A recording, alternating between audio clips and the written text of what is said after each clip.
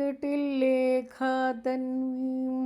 तपनशशिवैश्वानरमयीं निषण्णां षण्णामप्युपरि कमलानां तव कलां महापद्माटव्यां मृदितमलमायेन मनसा महान्तः पश्यन्तो दधति परमाह्लादलहरीं भवानी त्वं दासे मयि वितरदृष्टिं सकरुणामिति स्तोतुं वाञ्छन् कथयति भवानी त्वमिति यः तदैव त्वं तस्मै दिशसि निजसायुज्यपदवीं मुकुन्द ब्रह्मेन्द्र स्फुटमकुटनीराजितपदां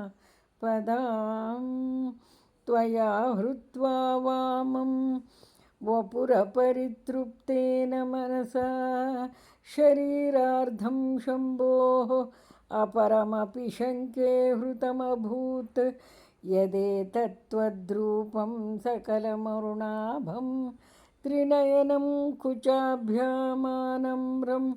कुटिलशशिचूडालमकुटं जगत्सूते धाता हरिरवतिरुद्रः क्षपयते तिरस्कुर्वन्नेतत्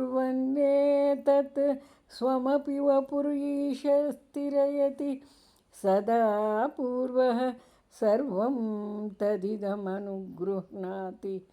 च शिवः तवाज्ञामालम्ब्य क्षणचलितयोर्भ्रूलतिकयोः त्रयाणां देवानां त्रिगुणजनितानां तव शिवे भवेत् पूजा तव चरणयोर्या विरचिता तथा हि त्वत्पादोद्वहनमणिपीठस्य निकटे स्थिता ये ते शश्वत् मुकुलितकरोत्तं ಸಮಕುಟಾಃ. ಈ ಸೌಂದರ್ಯ ಲಹರಿ 1ರಿಂದ 100 ತನಕ ಒಂದು ಕ್ರಮಬದ್ಧವಾಗಿ ಬರ್ತಾ ಇದೆ, ಒಂದು ಆರ್ಡ್ರಲ್ಲಿ ಬಂದಿದೆ. ನೀವು ಅದೇ ಪ್ರಕಾರ ಎಲ್ಲ ಕಲ್ತ್ಕೊಳ್ಳಿ. ಎಲ್ಲ ಮಹಿಳೆಯರಿಗೂ ಇದು ಸನ್ಮಂಗಳವನ್ನು ಉಂಟು ಮಾಡಲಿ. ಇದು ಖಂಡಿತ ಇದು ಇಚ್ಛೆಪಟ್ಟು ಎಲ್ಲರೂ ಕಲ್ತ್ಕೊಳ್ರಿ. ನಾಗಪಂಚಮಿಯ ಶುಭಾಶಯಗಳು.